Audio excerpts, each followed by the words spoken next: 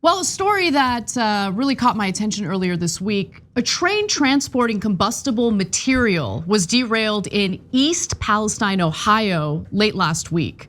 Now, residents within a 2-mile radius were forced to evacuate as authorities carried out what was referred to as a controlled release of vinyl chloride from 5 train cars in order to prevent an explosion. Although, if you take a look at this video, it's pretty clear that it looks to be a bit of an explosion. And what's even worse is we're talking about vinyl chloride. It's a chemical that's used to make car parts and PVC piping, but it's also linked to multiple cancers, and it can be deadly if breathed in for too long.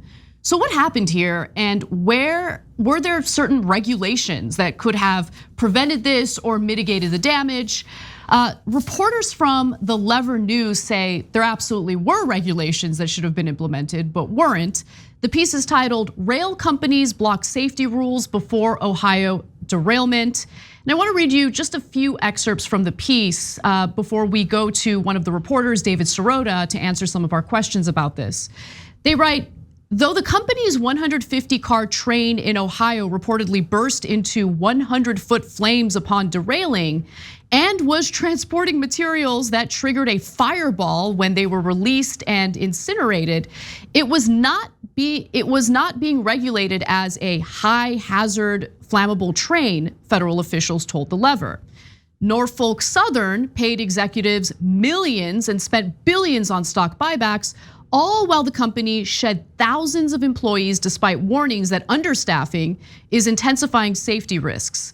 The company officials also fought off a shareholder initiative that could have required company executives to assess, review, and mitigate risks of hazardous material transportation. Now, here to talk to us about this reporting is one of the main reporters on the piece, David Sirota, also a good friend of the show. David, thank you so much for coming on today. Thanks to both of you for having me. So walk us through what happened between 2014 during the Obama administration and 2017 under the Trump administration when it came to these regulations pertaining to trains. So there was a derailment in 2012 in New Jersey that involved actually the same chemical, vinyl chloride, that you mentioned, and there was pressure on regulators to do something about those kinds of trains and about oil trains. There had been a number of derailments involving trains carrying crude oil, and so the Obama administration had a rule proposed, an initial rule proposed to better regulate these trains. And it's important to trace how this rulemaking went.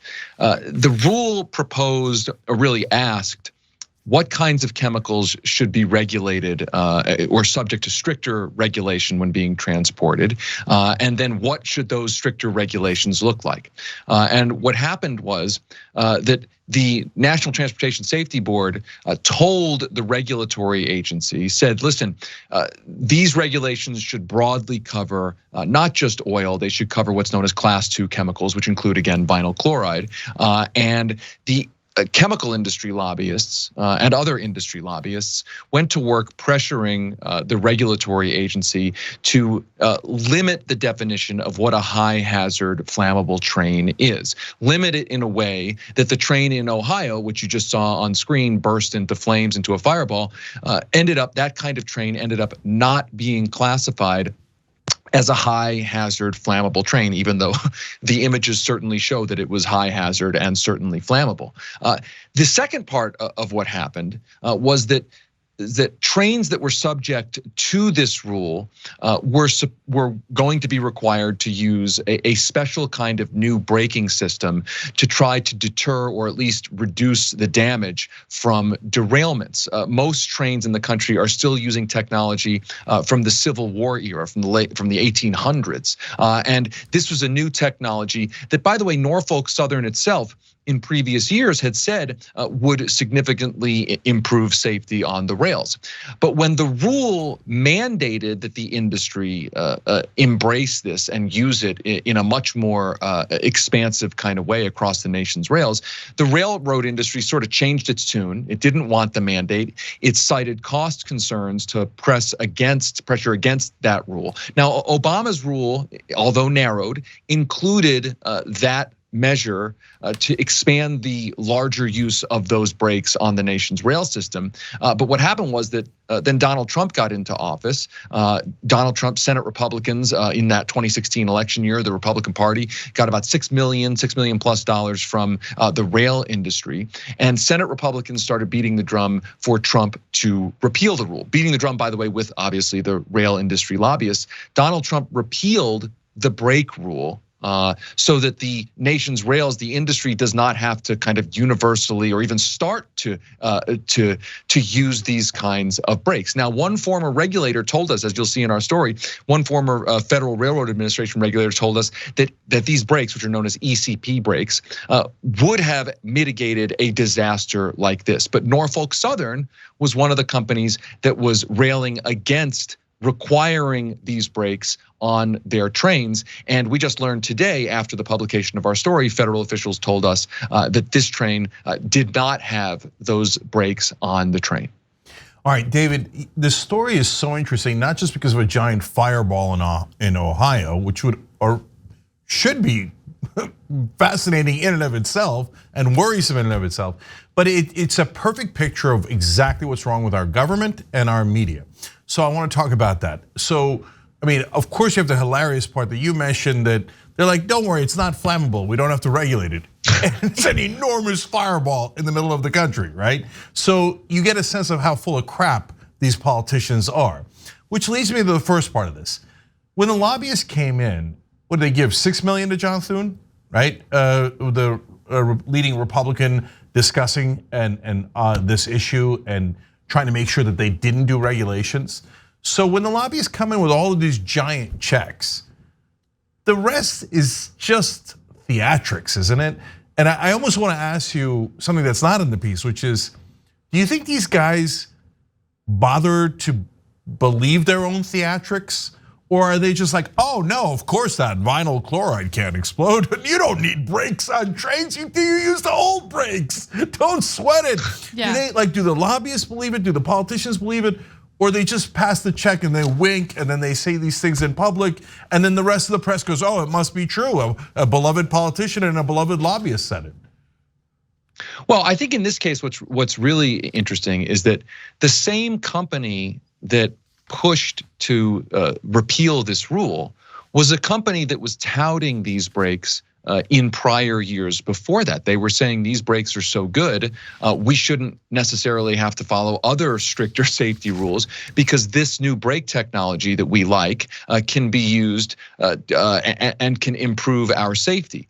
But the moment the government was considering making it a mandate, a requirement, and again, remember, it was narrowed in scope to the number of trains that mandate would affect. So even after it was narrowed, they didn't want a requirement for this. And look, they made the argument that the costs outweighed the benefits. And what they were, in granular detail, what they were saying was the costs to put these brakes on will raise costs for goods across the country. It could slow down the movement of goods, the supply chain across the country. Whether you believe that or not, that's up to you.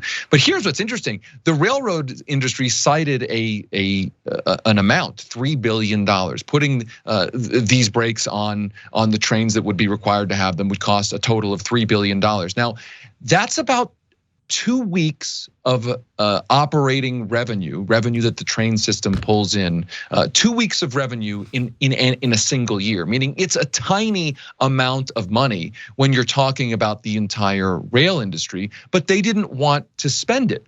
And my guess is they didn't want to spend it because they presume that their current safety systems are fine, and if their current safety systems fail, that governments, whether local, state, or federal, will pick up the tab for the cleanup, for the disaster. That cost is socialized to the public, not internalized by the private company. So they made a cost benefit analysis that, yeah, maybe the brakes would make things safer. They're the ones who actually said these brakes would improve safety. But in their cost benefit analysis, it still wasn't worth it to them for their profit interests. It's incredible. One thing that really stood out to me though was It appeared as though the shareholders were very much in favor of the updated braking system. And in fact, I don't know if this is potentially fraud, but back in 2007, as you guys report in your piece, during a quarterly earnings call, the company's executives were bragging about implementing this new braking system. So, I mean, did they actually do that? Did they actually implement the new brakes? Because it appears that's not the case. So why did they say that to the shareholders? Well, again, I think the company changed posture from prior years to its current posture. In prior years, it was essentially saying, hey, we found technology that we can go to regulators and say, hey, we don't have to necessarily follow these other safety rules because now we're developing special brakes. But then the minute the government considered requiring those special brakes, the company and the rail industry kind of writ large flipped. Now, let's be clear, I don't think it wasn't all shareholders who supported this. The shareholder resolution was brought by a group of shareholders. It ultimately didn't even get a vote by the company. But I do think, I go back to this issue of what were the companies saying to the regulators and what were the regulators doing? And in this story, the thing that really I think blew my mind in reporting this out was you had a part of the government, the part of the government that is supposed to solely be focused on safety, not on the supply chain, not on anything else, the NTSB. Literally went to the regulatory agency that regulates the railroads and said, this kind of rule should cover a much broader sweep of chemicals. It shouldn't just cover oil trains, it should cover class 2 chemicals as well. Vinyl chloride is a class 2 chemical. And ultimately, the Obama administration's regulators decided not to do that. And there was a town that had a big rail crossing that wrote in asking for these chemicals to be covered. So part of the craziest part of this story is the fact that these were clearly hazardous and flammable materials, but the government itself ultimately under industry pressure made a decision to not classify these kinds of trains as hazardous, flammable trains. And the question now is, will the Biden administration move to reinstate the braking rule, move to expand the definition of trains that are covered by these kinds of safety rules? There's been basically, so far, it's not clear what's going on that front. Yeah. Actually, real quick, I do have a follow-up question on what you just said. I'm curious, is that something the Biden administration can do unilaterally, or would that need to pass through congressional action? No, look, Trump repealed the rule. The Obama administration originally created the rule. I mean, this is a regulatory kind of rule that transportation regulators can do. Got it. Yeah, I would be shocked if they did that. Absolutely shocked. And that's going to go towards my question. First, a quick correction. The railway industry put in $6 million to the Republicans overall. Right, John that's Thune was the 3rd largest recipient of that money, but he did not get the whole $6 million. Okay, so now to the question. So, David, in the old days, what would happen is there'd be a giant fireball in the sky, and the local townsfolk would be outraged, and then they would push their representatives, and then the representatives would get in there and fight for them, but mainly the press would then talk about, oh my God, the fireball, oh my God, people in Ohio could have died, etc. And the press would create this giant concern, because we should be concerned about trains exploding near our neighborhoods, right? And then the regulators would come up with their analysis, and then the government officials would do it. That actually did happen earlier in American history. It happened all the time, right? But now we've got a breakdown in the system. First of all, you guys seem to be the only ones covering this, and great, we'll have the link to the Lever story. It's amazing in the description box below. And I don't know, do you see the rest of the press piling on? Because what I'm worried about is, and I'm not just blaming the press here, that every part of this has broken down. The press does not hold the corporations accountable, does not hold the politicians accountable. Then the politicians go, well, I'm gonna get $6 million, the Republican Party is here, from these guys. I'm gonna get nothing from the other side. And there's no downsides. There's no one telling people that I'm a monster who's in favor of giant fireballs in their neighborhood because I got bribed, right? No one's telling them that. And in the middle of the story, David, it seemed like the industry realized that in between 2014 and today, they're like, oh, there's no ramifications. Why would we do extra costs? Who cares if people die in these accidents, et cetera? That's a tiny cost to us. We don't want to incur the larger financial cost. And it turns out, my God, nobody's guarding the bank. Let's just do the robbery. There's no consequences. So you tell me how it applies in this case. No, I certainly think that's certainly think that's right. And actually, the history on this, actually, you can see the transformation. I mean, there were high-profile derailments that raised significant questions and garnered significant public attention in the late 2000s, early 2010s, which ultimately prompted the Obama administration to begin looking at doing this kind of rule. I don't know if we live in a world anymore where something like that happens and it prompts a governmental response in a serious way. I mean, let's just step back here. We just saw on national television a train oligopoly.